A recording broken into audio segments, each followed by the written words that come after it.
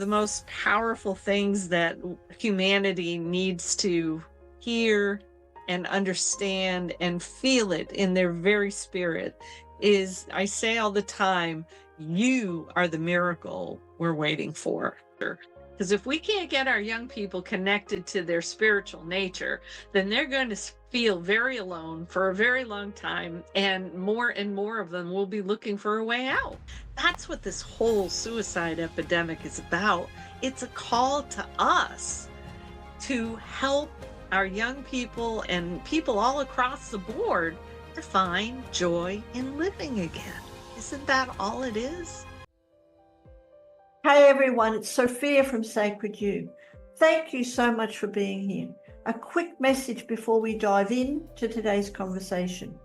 You may have been watching the podcast videos, but have not had a chance to hit that subscribe button.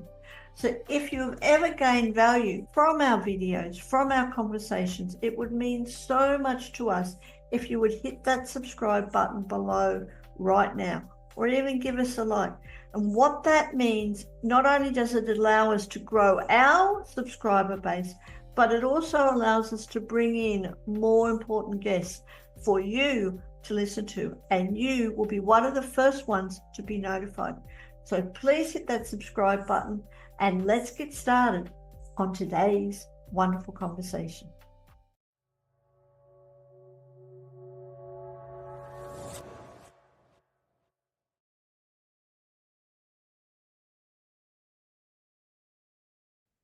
Welcome to the Pathways to Wellbeing podcast. Of course, my name's Sophia Soul from Sacred You, but today I have the honor of speaking with the beautiful Sheyenne. Welcome, Sheyenne, to our podcast conversation, and thank you so much for joining us. Thank you, Sophia. I've been looking forward to this conversation, so we'll have fun. We will.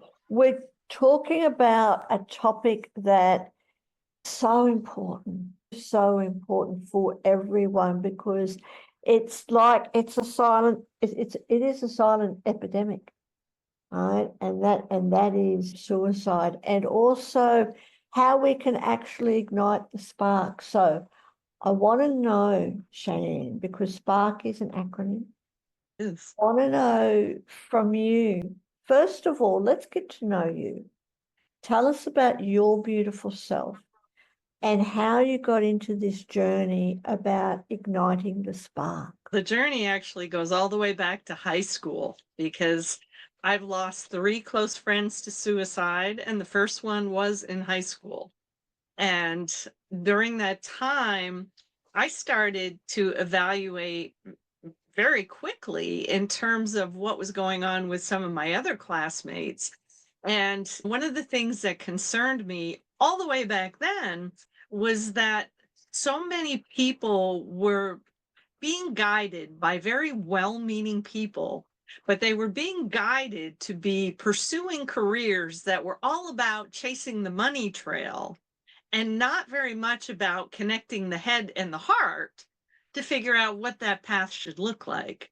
And I ended up losing another one of those high school friends years later. He actually wanted to be in ministry, and his parents talked him into being an accountant.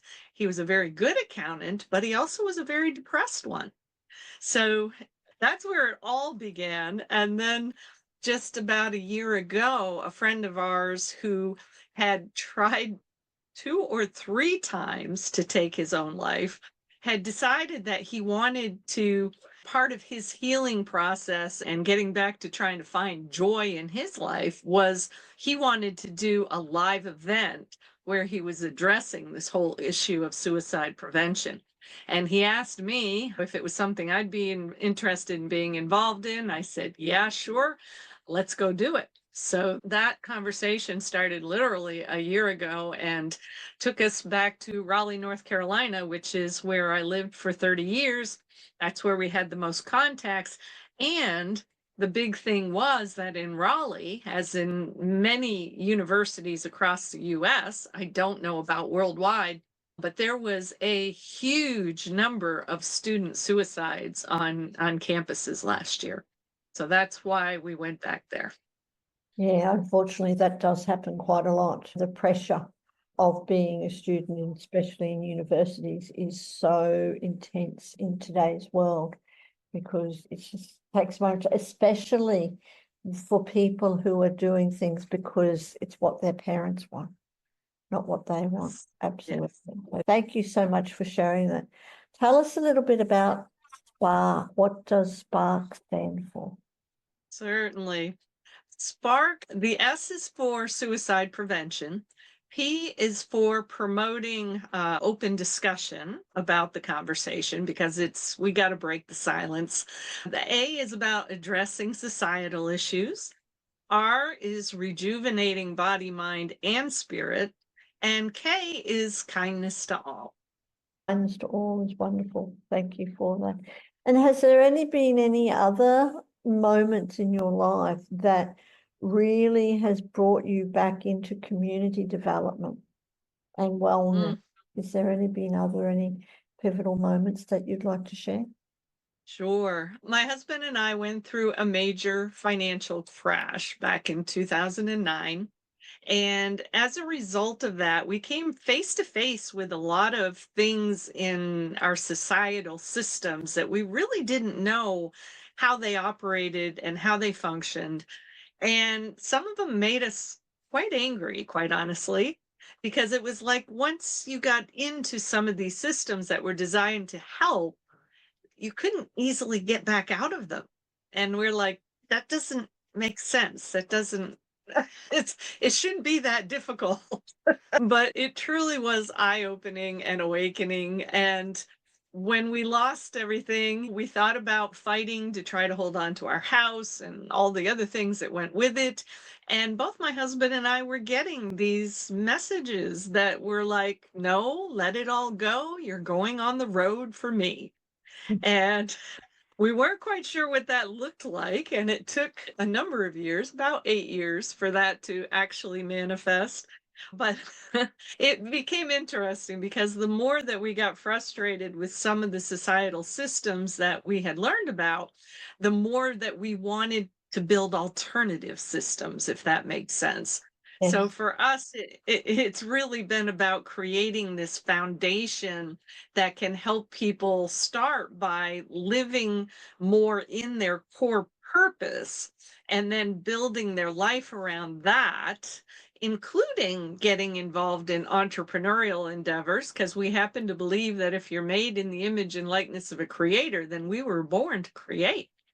So we put all of that into that foundation. And back in 2019, we got the message it was time to go. And so we've been on the road ever since, actually looking for places physically in the eastern part of the US where we might be able to start building micro communities, because that's the ultimate where we want to get to, is creating micro communities where we can house people, heal people, and educate people so that they can find joy in living again. And isn't that a wonderful vision? Thank you. But it's a challenging one, that's for sure, especially when nobody wants to talk about the problem. And I hear you. I totally hear you. And I think that's why, with your vibrant personality and everything, that's why you've been given this role. So first of all, I'd just like to take a moment, Sheyenne, and to really honor you, just to really honor you for doing your part in bringing the world together and making it a much healthier place to live. Even if the majority of people aren't ready to listen.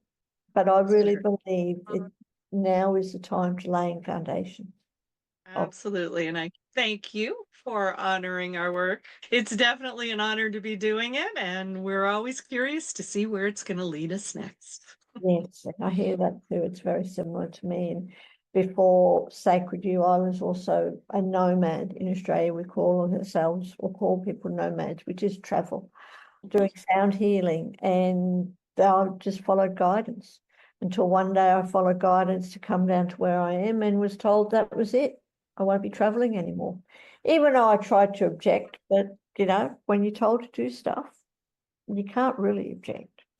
I'd love to know, Cheyenne, you're talking a little bit about building micro communities and for helping people to become well and whole. But what does rejuvenating mean for you, especially rejuvenating our body, mind, and soul in context of Spark? Let's tell me about that. One of the things that we learned a lot about as we dove into creating this event was that it's just our mental health system in the US, and I, again, not as familiar with worldwide, but in the US, our mental health system is very stressed. There's not enough people to do the counseling and the therapy and all of that kind of thing. And it relies very heavily on the pharmaceutical industry. And while I know that pharmaceuticals have a role and they can be very helpful in certain ways, when we look at the statistics around suicide, and especially our younger folks, we found out when we came back to North Carolina that suicide is the second leading cause of death of 10 to 18-year-olds. Yes. That is horrifying in my mind. If everything is just relying on just the mental health system in the pharmaceutical world, it's not getting very good results. So that's when we said, let's try to take more of a whole person approach to this and see what we can do. So everything we've been talking about this year in this arena, we talk about an integrative approach. It's not throw out the baby with the bathwater and just say the mental health system is no good. It's okay, how can we integrate what's positive there with some of the more natural things that can be done that can help get better results? Because that's what we're about. We're about building solutions, better results. And so that's what we spent all this year working on educating people about is how can you become empowered to take more control over your body, over your emotions? What are those complementary things that can be added to whatever somebody's doing in a mental health regimen?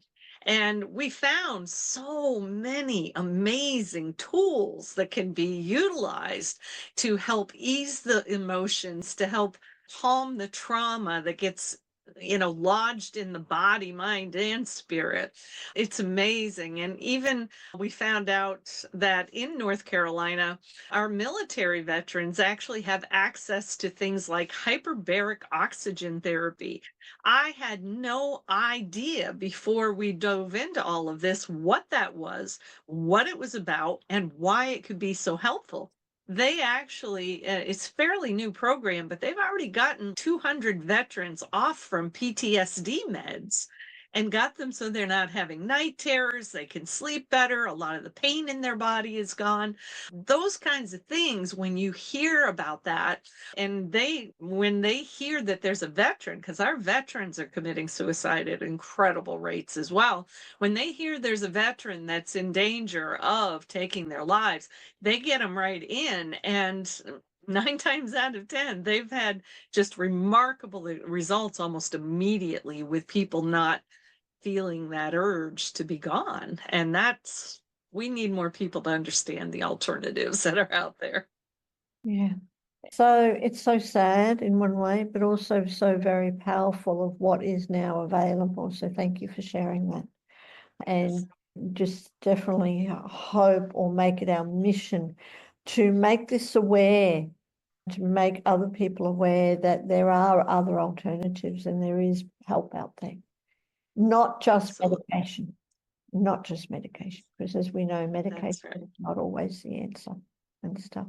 Mm-hmm. And what about for you, Cheyenne, like when you're talking to someone about suicide and suicide prevention, how do you approach those conversations in a way that leaves people feel empowered? Wow. And that's an important and powerful question, because I'll tell you what ended up happening with this event was really interesting to me. And again, I'm glad I had the experience so I could see firsthand where people were at, because we knew parents of students who were in these colleges and universities where the suicides were happening.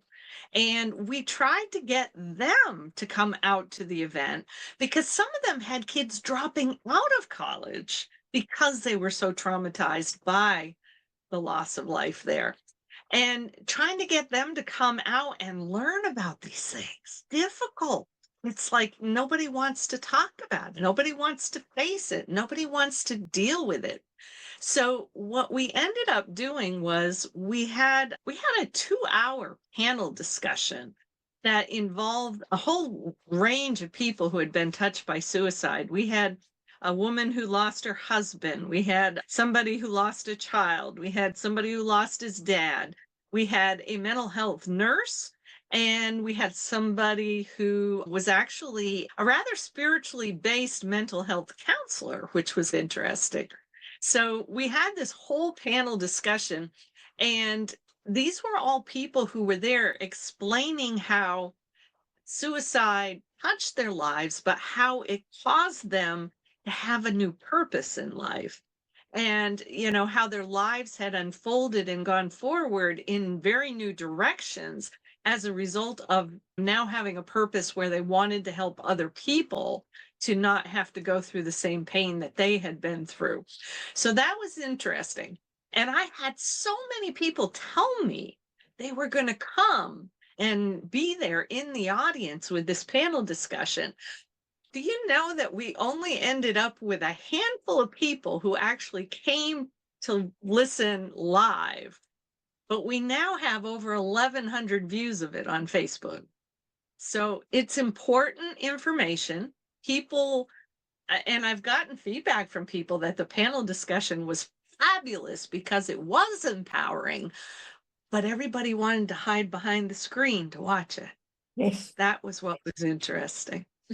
Yes, and it's so true. We, especially living in the online world, and for us in Sacred You, we also experience that because we do just about everything online. And whilst they're slowly returning to the balance of doing in-person stuff after COVID, but now we still get a lot of people who just want to hide behind the camera. Yeah, show, absolutely. and just watch things. So I get it. And congratulations on getting the views on Facebook, because again, you're putting the message out there. Even if people won't show up in person, they're still being affected by it. They're still taking benefit from it. So thank you ever so much for doing that. It's really appreciated. So tell us, Sheyenne, let's talk about creating safe spaces, allowing to encourage people to come out and talk. So for you, what does creating a safe space for dialogue that allows people to come and chat and to heal look like? Does it have, can it be online, or what about in person? What does that really look like? I wish I had more experience to be able to tell you for sure what it ideally should look like, because everything that we've done online hasn't been a two-way discussion. It's really been, here's the panel discussion, people are watching it, and then we also went back and just did a pop-up summit with our wellness professionals and had them each do a little 20-minute seminar so that, again, people could see and hear what these folks were all about and how they could empower their wellness journey. So we've done all of that. Now, one of the gals who was part of our core team is a sharp young lady who she has probably done more of it than what we were able to do in the space we were in. And what she's been able to do is to create art therapy workshops that she starts to stimulate conversation and get people talking more about things that they've been through.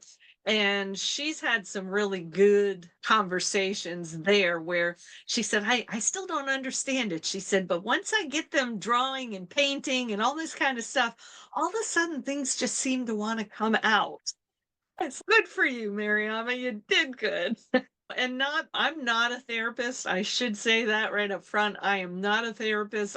Nobody in my core team was a therapist. We did have the two mental health professionals that were on the panel discussion. So it's not like we're looking for to be those therapy type of people, but we do want to encourage the conversations. One of the gentlemen that he actually moderated the panel discussion, and he was the one who had been a multiple time attempted suicide. And he actually has created something he's called the Question Guy podcast. And there he was inviting lots of people into his space to tell some of these stories. And he got a lot of conversations with people that were related to this topic. I know more of it needs to happen. It's just I'm not even sure who the people are who are best able to make it happen, other than someone like this young lady with a very laid back, art based kind of way of being able to do it. Because people don't want to be seen when they're talking about this. And I understand it because the number one thing we heard from a lot of people was so many people somehow feel guilty that they should have been able to stop it. And that guilt is what shuts down these conversations so fast. Yes, it would, wouldn't it? Absolutely. So thank you so much for sharing that. And we're here to help you in whatever way we can. Which brings me, is there anything that communities, whether it's an online community or physical in-person community, is there anything else that communities can do that will help promote open discussions around mental health and suicide to make it that it's just normal that we all experience? We might not all experience extreme suicidal thoughts, but we all experience mental health in different ways, in various different ways. Even if it's just stress, that's still mental health. Absolutely. How Absolutely. how can communities start to bring this out into the open? It was interesting. We tried to get church communities more engaged in this event because that's one of the things that we hear from a lot of our young people is they don't feel a connection to any higher power at all. And I've had many of them say, I can walk into a room full of people and feel like I am completely alone. I believe there needs to be some way to be able to start engaging more of our younger folks into conversation. You almost have to find ways to build in some kind of gamification that would get them more comfortable in having conversations with each other, even if it was just them talking with each other. But we have got to get our young people more engaged because that's one of the things that really is sad. The pandemic hurt our younger generations in a big way. And that shouldn't be news to anybody, but I don't think enough people are talking about it because that whole lack of socialization for so long, it just made it so difficult for young people to even get into conversations. I hear from parents all the time about their young people who are just sitting there on their phones and computers all day and don't want to talk to anybody. And somewhere, one of the things, this just popped into my mind, one of the things that we did that I think can be more helpful. I go back to a comment I might have made to you earlier about if we were made in the image and likeness of a creator, then we were designed to create. And I think our friend Mariama had the right idea when she'd had a group of young women who were all doing art stuff. So for some of these young guys, it might be music, it might be art, it might be being a great grilling on the barbecue kind of thing or whatever.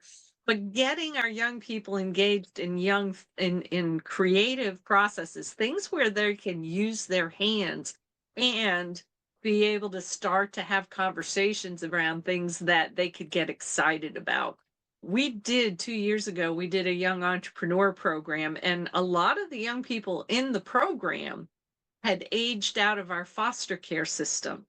They are some of the most at risk young adults anywhere because they haven't had a stable upbringing. Many of them end up in prison or very early age pregnancies and things of that nature. And these kids just loved being involved in entrepreneurial activities. A lot of them, some of them were artists, some of them were musical, some of them were into baking and cooking, all kinds of stuff. And they did this big business expo at the end and made money on the event. That kind of stuff where we can engage more people in creative activity that helps them to get reconnected in that creative space, I believe is one of the most important things we can do to help them start to understand their spiritual nature.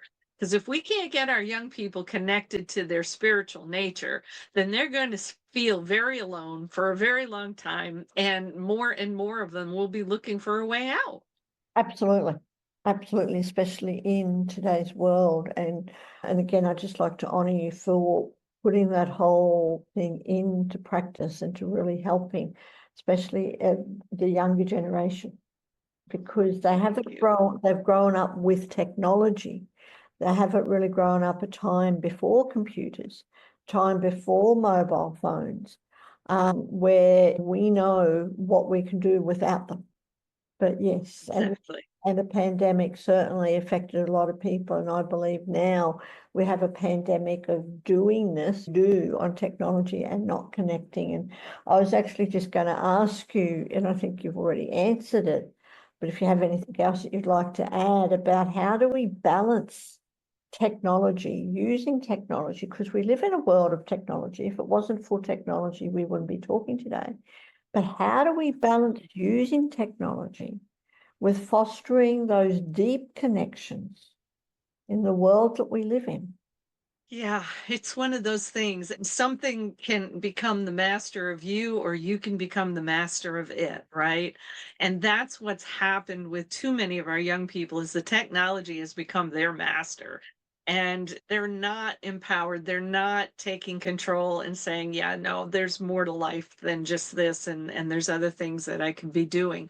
Cyberbullying has played a huge role in hurting a lot of our younger people, and so many young people who they've taken their very essence and they've placed it in Facebook and TikTok and Instagram, and their whole self-worth has been around how many likes and views they get. And it's, oh no, please don't think that's all there is, because that is so superficial and it's not about who they are. And that's parents need to take a bigger role. I am so grateful that my kids, when they were growing up, the technology was just starting to come in. But I remember one of the things my husband and I were very adamant about was we wanted to know what video games were coming in the house, because that's another component is the video games. So many of them are so violent and so bloody, and they can tune the brain into being desensitized to death. That's just that's so scary, so sad. Parents definitely can play a bigger role, and getting them outside and getting them into creative pursuits is so important. And most of them, again, I love the young entrepreneur stuff because most of them, if you can show them a way that they're going to enjoy themselves and be able to make money, because that's another big thing in this country right now. A lot of our younger folks are not all that motivated to go find jobs, and it's but they are motivated if you say, all right, what do you really love to do? What kind of talent do you really have? How can we help you build an income around that? They will listen to that. And the other thing that is very important is a lot of our younger folks do have it within them that they want to make positive social impact, but they don't know how to do that. And there's so many ways they could do it. Again, if you can get them involved in something entrepreneurial and say, okay, so what if you do something where you're in business for yourself using your creative abilities? And then what if there was a cause out here you feel really passionate about? And what if we just say, okay, so 10% of whatever you make out of these sales, you're going to give to that cause. So you're making an impact in the community. I've had middle schoolers who wanted to do that. These were kids living in homeless shelters. They did a business expo and wanted to have a big giveaway of clothing and food as part of the business expo. They were all ready to go help other people. It's Wonderful. there. This is absolutely wonderful. So again, thank you. Thank you, Sheyenne, Yes. for just making that happen. So people think, yeah, but it's only one expo, it's only a few children, but the ripple effect is really Yes. beautiful. The ripple effect. You Yes. don't know how many people we're actually impacting. It's wonderful when you can help them experience something they haven't experienced before. And if they get excited about that, that's what this whole suicide epidemic is about. It's a call to us to help our young people and people all across the board to find joy in living again. Isn't that all it is? And it is. It is.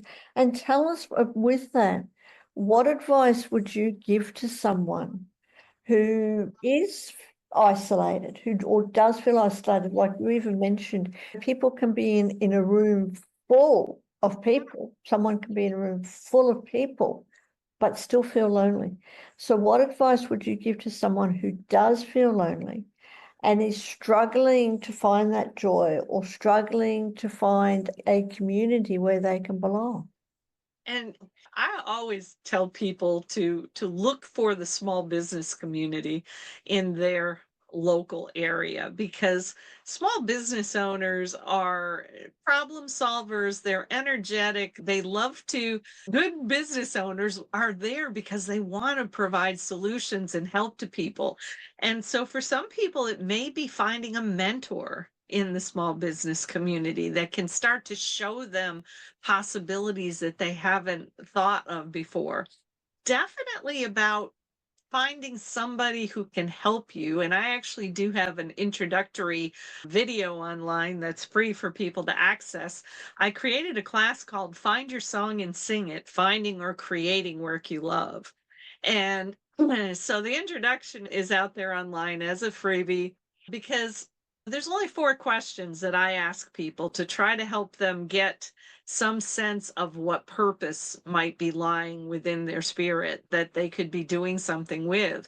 And they're simple enough questions. One is, if you had a closet full of money that was never going to run out, what would you be doing with your time? Some people have a real hard time answering that. So I say, all right, let's go to number 2. Number 2 is, what kind of challenge have you been through in your life where you have learned something, you've gained wisdom, you've gained knowledge that could bring hope to somebody else?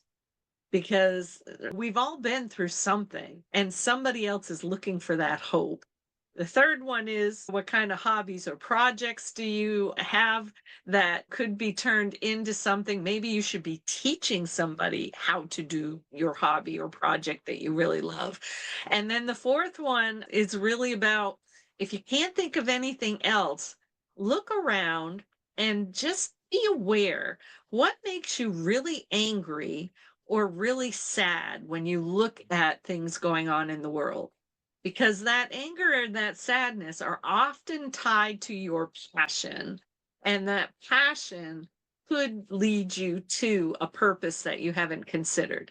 And I will tell you that when we did our Spark event, that was the number one thing that everybody who had been touched by suicide, once they dialed in on something that they felt like was a purpose for them, that became that path, that motivation for joy in life that they had been missing. And isn't that wonderful? And it all comes down to the sense of purpose and helping others. When we take our mind off ourselves and really start to help others, again, if it's only just one person, our lives can change. Absolutely. Absolutely. So thank you for sharing that. And I'd love to know a little bit more about Spark and how do you envision Spark addressing all the challenges related to mental health on a larger scale? Can we use this in a bigger arena, not just really small communities? That's a really good question. And we've been pondering that as well, because obviously we can reach a lot of more people in the online world. And we've been really, we had no idea that we were going to get so many views on our online material as we have. And then even our wellness professionals that we put out there to do these mini seminars and stuff, we've been getting quite a few views on those as well. So all of that is beautiful and wonderful. It was not expected, but we are so grateful that we are creating that ripple in some way, shape, or form. One of the reasons why my husband and I are on the road is we would love to be doing places all over where we can stop and bring people together around this. The one part of the Spark event that didn't get to happen that I really wished I had, it could have. I put a lot of energy into it and it just didn't seem to be the time for it yet. But I mentioned earlier that I feel like churches have, or spiritual centers, faith-based groups, we won't just talk churches, that they have a role to play in all of this. And so far, I talked to quite a few pastors over the summer, and there was, oh, yeah, we'd come and be part of a visioning. We talked about part prayer vigil and part visioning event is what we wanted to do at the end of the day. And we did. We got 10, 20 people who came out to the park where we were.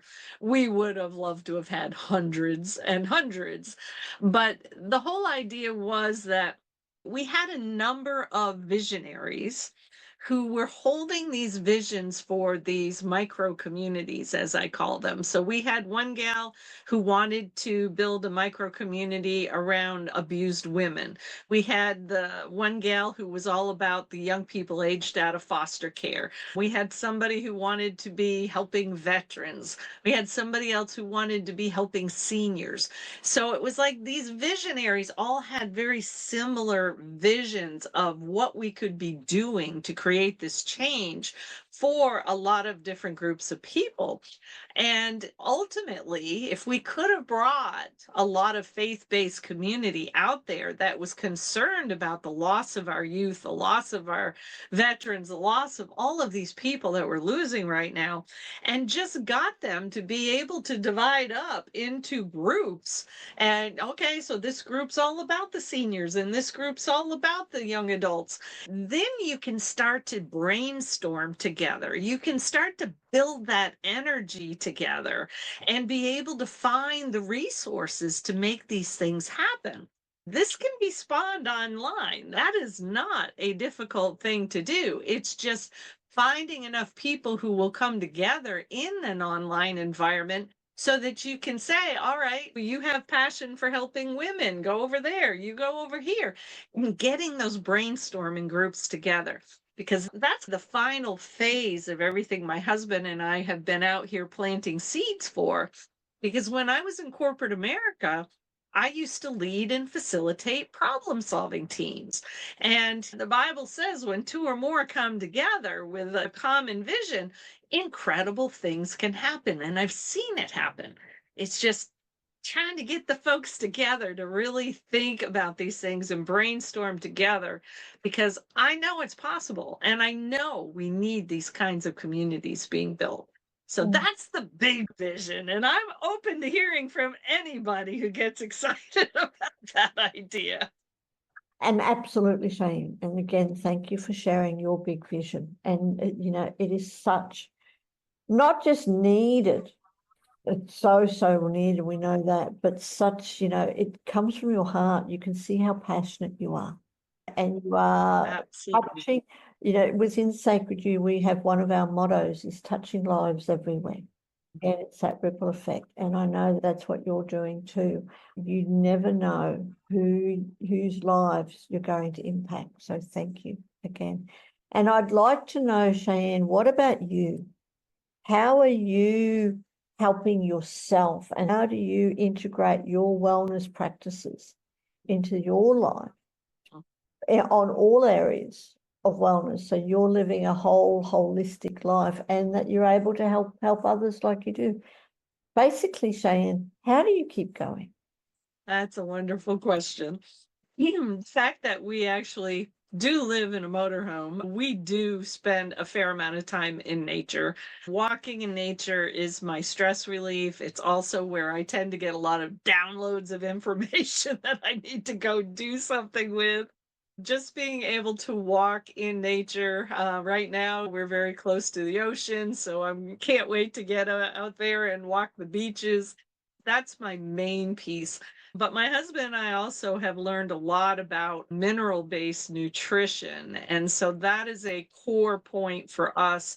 In fact, one of the naturopathic physicians that we work with was almost institutionalized as a child because he was not getting minerals enough in his diet. And he actually went to the barn one day and started eating the animals' alfalfa pellets and cured himself of whatever behavioral problems that he had going on. And so now he's a naturopath teaching about mineral-based nutrition. And it can have a huge effect on the brain, on the emotions. So those are big pieces for us, as well as a process that my husband and I were fortunate to be trained in called emotional DNA trauma release. And so we've actually learned how to be able to do that virtually. We could do that over a Zoom.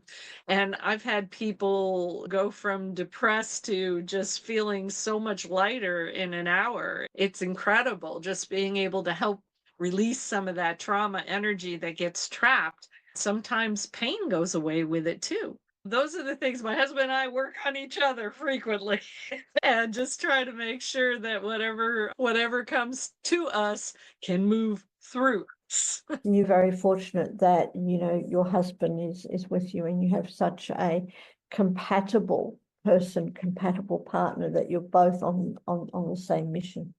So I'd just like to honor that and let him know that I'm honoring his work and in supporting you. And what gives you and your husband, what gives you hope? How do you keep motivated to continue doing this, to continue traveling around and to do this work, especially when you say, which I agree, there's not everyone is quite ready to talk about this, to talk about suicide prevention. What keeps you motivated? That's a tough question right now, just because after this event, which was in late September, it was like this huge, it just felt like this huge pulse. And quite honestly, we've been in recovery since then, just trying to, it's okay, we're trying to analyze what did happen there? Who did we serve? The fact that we weren't able to serve as many people in person as we wanted to, but then seeing how many we've been able to serve in the online world was okay. So we really have had some great things happen there.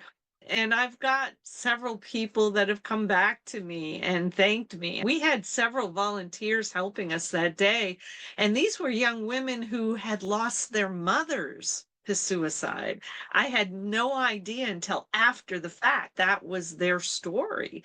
When they came back and said, this was such a great thing, and we were so glad we were there. And so those are the things that you hold on to is, okay, so we did make an impact. We did help people. And so right now we just moved from North Carolina to Florida. And so now we're just looking around and going, okay, are there organizations that we could partner with here? Is there a desire here in this area for the suicide prevention?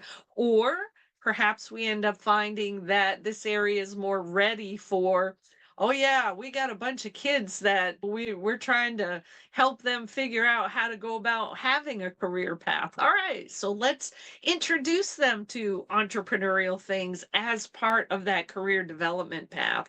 So there's lots of ways that we can address the items that Spark is all about and be helping, but it may not be under the banner every time of suicide prevention, even though we know that is one of the outcomes that I believe we should expect. Thank you. I just had another quick question, because you've mentioned a few times that you're traveling around, you live in a motorhome. How is this funded? How is Spark? Are you accepting donations? Can people donate to help you? Oh my goodness. We are partnered with an NGO, a nonprofit organization, so that we can be able to work with tax deductible donations if people are more comfortable in that way. We both are of the age that we're able to draw Social Security, which we live very frugally out here on the road, so we're able to do that.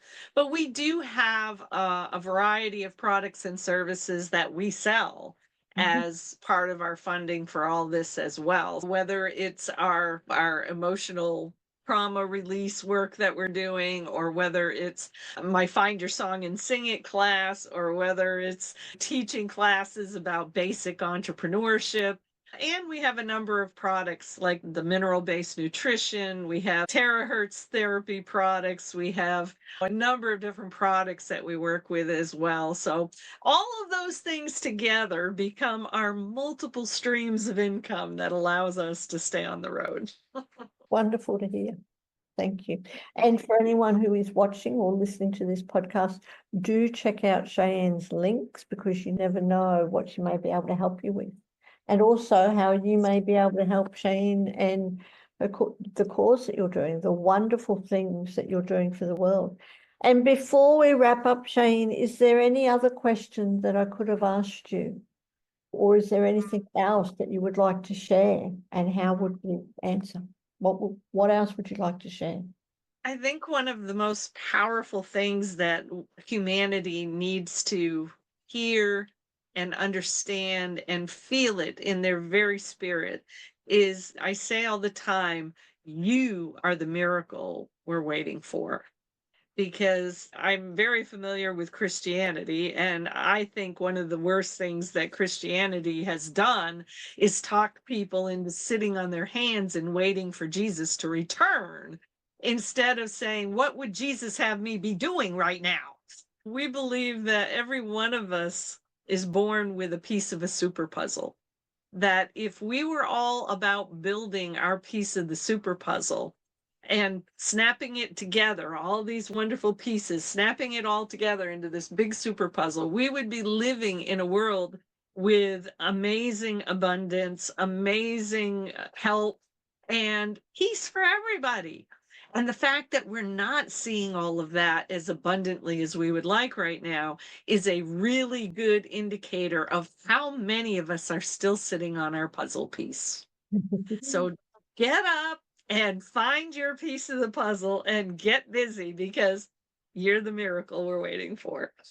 I love that. I love that. Thank you so very much. And what a wonderful way to finish today's conversation, to complete it, to get up and experience the miracle that you are, that we all Absolutely. fit into this worldwide puzzle, this global puzzle, that we are unique. We have our own unique puzzle piece. We are our own unique puzzle piece, but we are all miraculous. So experience the miracle. Absolutely. Thank Thank you. Thank you. you ever It's so been much. an honor to be with you. I've been honored to talk to you, Shane, and please do come back when you're on another part of your road trip and let us know how you're going. Thank you. I would love to do that. Oh my, what an absolute incredible heart opening and heart touching conversation that we've just heard from Cheyenne, whose mission is to bring awareness to the world about suicide prevention. Suicide is an epidemic everywhere in the world, and it's our responsibility, it's our opportunity to help lower suicide rates. So if you would like to know more, if you would like to support Cheyenne, please do click on the links below and reach out to her, because you never know how you can help her in whatever way, or how she can help you, depending on your situation. And also, if you have enjoyed today's conversation, please show your support by hitting that subscribe button, giving us or sharing this episode with someone who may really need it. Don't forget, you can explore more resources for personal growth and connection at www.sacredu, that's the letter U, .love. Let's take this opportunity and create a life that not only empowers ourselves, but empowers other people. And you never know who you're going to be able to help and affect. So have a beautiful day wherever you are, and we will see you next time.